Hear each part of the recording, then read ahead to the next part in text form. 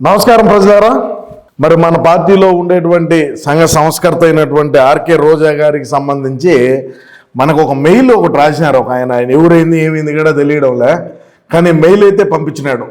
ఎందుకు పంపించినాడు ఏందనేది మనం ఆ విశ్లేషణ చేయాలి. దాంట్లో ఏమి రాసి పంపించాడు ఏందనేది మనం ఒకసారి చూద్దాం ఖచ్చితంగా.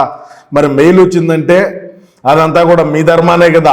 ఎందుకంటే మనం ప్రతి ఒక్క వీడియోని కూడా మీరందరూ కూడా మనం అన్నను ప్రధానమంత్రిని చేయాలని దాంట్లో మనం ముందుకు పోతూ ఉంటే మరి మీరందరూ కూడా సహకరిస్తూ ఉన్నారు. మరి ఆయన లెటర్ ఏం రాశాడో, మరి రోజా గారికి లెటర్ ఆయన డైరెక్ట్గా ఆమెకే పంపించుకుంటా మరి నాకెందుకు పంపించినాడు ఏందనేది మనం ఒకసారి చూద్దాం ప్రజలరా. రోజా అక్క గారికి మీ అభిమాని రాస్తున్న లెటర్ ఇది. దయచేసి ఈ లెటర్ను పూర్తిగా చదవాల్సిందిగా సీమరాజా అన్న గారిని కోరుకుంటున్నాను. ఎందుకంటే రోజా అక్క గారు చదివేది ఒకటి తాడేపల్లి ప్యాలెస్ నుంచి వచ్చే స్క్రిప్ట్ మాత్రమే. మంచిదే, కరెక్ట్గానే చెప్పినాడు. ఎందుకంటే పాపము అంటే మనకు అక్కడి నుంచి రావాలి కదా స్క్రిప్ట్. మనకు ఆ స్క్రిప్ట్ లేనిదే మన బతుకి మనం ఇక్కడ ఏమీ చేయలేము, మనం ఏమీ మాట్లాడలేము కూడా. మనకు ఆడి నుంచి ఏదైతే వచ్చాదో ఆ వచ్చిన దాన్నే మనం మాట్లాడి మనం ఏదో మనకు అంత విషయ పరిజ్ఞానం ఉండదని మనం అయితే తెలియజేస్తాం. అదేవిధంగా చూసేది ఒకటే, అది శివరాజు అన్న ఛానల్లో వచ్చే అప్డేట్లు మాత్రమే. ఓహో అట్టగడా చూస్తున్నారా ఈ మధ్య. ఓకే, ఏదేమైనా అందుకని సీమరాజు అన్న గారికి లేఖ రాసి చదవాల్సిందిగా కోరుకుంటున్నాను. ఖచ్చితంగా చదువుతా. ఎందుకంటే ఆమె కూడా మన పార్టీకి సంబంధించినటువంటి మాజీ మంత్రివర్యురాలే, మాజీ శాసనసభ్యురాలే. మరి అన్న కోసం ఆమె కూడా పోరాటం చేసింది. ఆడుదాం ఆంధ్ర అని చెప్పి మన రాష్ట్రాన్ని బాగా ఆడిచ్చినారు కాబట్టి మనం ఖచ్చితంగా చదవాలి. ఇబ్బంది ఏం లేదు, చదువుదాం, నో ప్రాబ్లం. అందుకని సీమరాజు అన్న గారికి ఈ లేఖ రాశాను. ఓకే, చెప్పు. మరొక కారణం ఏమిటంటే ఆమె హైదరాబాద్లో ఉంటుందా, నగిరిలో ఉంటుందా, చెన్నైలో ఉంటుందా అనేది కూడా నాకు తెలియదు. ఎందుకు మనకి ఎవడికి తెలియదు. ఎట తెలుస్తుంది? హైదరాబాద్లో ఒక కొంప ఉండే, చెన్నైలో కొంప ఉండే, నగిరిలో లంకంత కొంప కట్టుకునింది. మళ్ళా అదే ఆశామాష ఇల్లు కూడా ఏం కాదు. కొత్తగా బెంగళూరు గెస్ట్ హౌస్ ఉందని కూడా వింటున్నాము, వాస్తవం తెలియదు. మరి బెంగళూరులో ఉంటుంది, గోవాలో ఉంటుంది. అవినీతి సొమ్మంతా సంపాదించి ఆర్కే రోజా చారిటబుల్ ట్రస్ట్ అని పెట్టి ఏ విధంగా లక్షల కోట్లు లూటీ చేసి అమ్మలు తెలిసిలేనైనా నువ్వేం కొత్తగా చెప్పాల్సింది లేదు. ఏది ఏమైనా ఈ లెటర్ పూర్తిగా చదవాలని సీమరాజు అన్న గారిని వేడుకుంటున్నాను. నేను ఉన్నా, మీరు ఎన్ని లెటర్లు పంపించారో పంపిండి, నేను చదువుతా.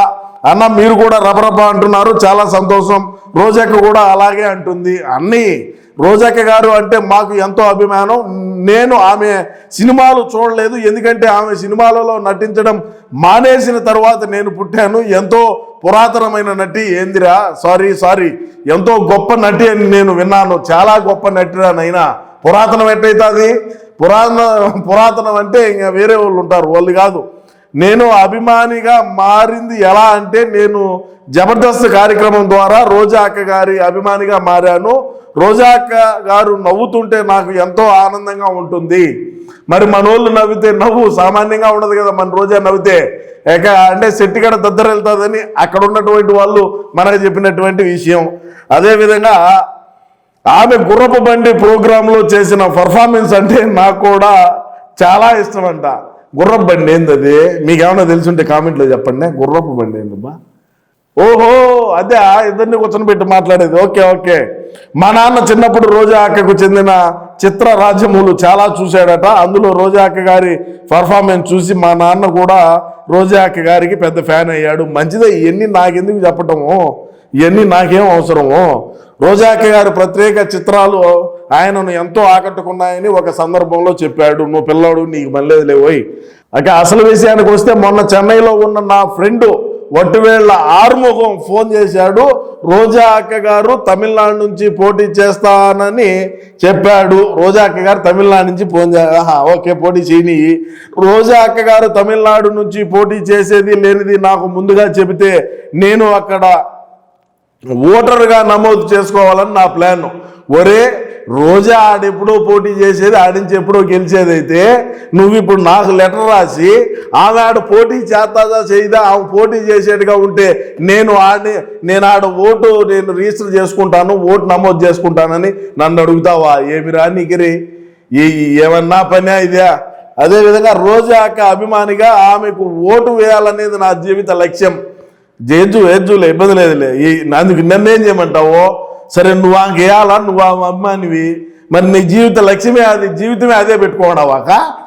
సరే ఓకే, రోజా అక్కకు ఓటు వేయడానికే నేను బతుకున్నాను. ఏమ్మా ఈడు పెద్దోడికినే రోజా అక్కకు ఓటు వేయడం కోసమే నేను రోజు పొద్దున్నే 2 ఇడ్లీలు, మధ్యాహ్నం చికెన్ బిర్యానీ, ఆదివారం మటన్ బిర్యానీ, ప్రతిరోజు రాత్రి వెజిటేబుల్ పలావ్ తింటూ బతుకుతున్నాను. ఈడివుడు చిన్నోడు కాదురా, ఈడి పెద్ద రిచ్రా ఈడ. అంటే ఆమెకు ఓటేసేదానికి పొద్దున్నే 2 ఇడ్లీలు, మధ్యాహ్నం చికెన్ బిర్యానీ, ఆదివారం మళ్ళా మటన్ బిర్యానీ, ప్రతిరోజు రాత్రి వెజిటేబుల్ పలావ్ అంట. అబ్బా, నీ అంత రిచ్ నా కొడుకు. అమ్మా ఎందుకంటున్నాను ఈ మాట అని నేను. సరే, నీ అంత రిచ్ ఎవరుంటారా? వరేడమ్మా జీవితం. నేను ప్రస్తుతం తిరువల్లూరు రోడ్లో కొండమలై హైవే జంక్షన్ దగ్గర, అక్కడి నుంచి లెఫ్ట్ తీసుకుంటే 3వ గల్లీలో 2వ ఇంటి పైన పెంట్ హౌస్లో ఉంటున్నాను, సింగిల్గానే. మా ఇంటికి ఎవరైనా రావచ్చు పోవచ్చు, ఓనర్ అభ్యంతరం చెప్పడం. అంటే ఇవన్నీ ఎందుకు మాకెందుకు ఇవన్నీ ఎందుకు రాసి మాకెందుకు పెడుతున్నాం? మీ ఓనర్ ఎవడన్నా వద్దంటాడా, రమ్మంటాడా, లేకంటే మీరు ఇంకేమైనా చేయించా, లేకంటే ఓనర్ ఏం అభ్యంతరం లేదు, నేను సింగిల్గానే ఉన్నాను అంటే ఆ రోజా వచ్చే రోడ్డు చెప్తున్నావా? రోజా కూడా తిరువల్లూరులో దూరి ఆయన నుంచి పున్నమల హైవే ఎక్కాలని ఏమన్నా ఆమె దూరే రోడ్డే చెప్తున్నావేమిరా నువ్వు? ఇది కూడా పెద్ద అతిగా ఉండదు ఈడ. నా ఓటు హక్కును రోజా అక్క నియోజకవర్గానికి ఎప్పుడు మార్చుకోవాలో దయచేసి చెప్పగలరు? డిఎంకే మళ్ళీ గెలుస్తుందని నిన్న మొన్నటి వరకు అన్నారు, కానీ రోజా అక్క గారు ఆ పార్టీ నుంచి పోటీ చేసిన తరువాత ఆ పార్టీ పొజిషన్ ఏమిటనేది ఆ తర్వాత తేలుతుంది. రోజా అక్క గారికి ఆశీస్సులు కోరుకుంటున్న ఆమె తమ్ముడు చెంగల్పట్టు చిన్న భాష అంట.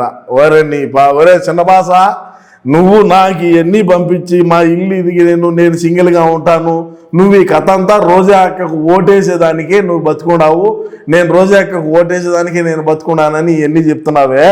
సరే, ఏది ఏమైనప్పటికీ కూడా ఆమె అభిమాని రాసినటువంటి లేఖ ఇది. మనమేమో మన పార్టీ వాళ్ళకు, అదేవిధంగా ఆమెను అభిమానించేటువంటి వ్యక్తులకు అందరికీ కూడా మనమేమో మన బాధ్యతగా మనం చదివి వినిపించినాము.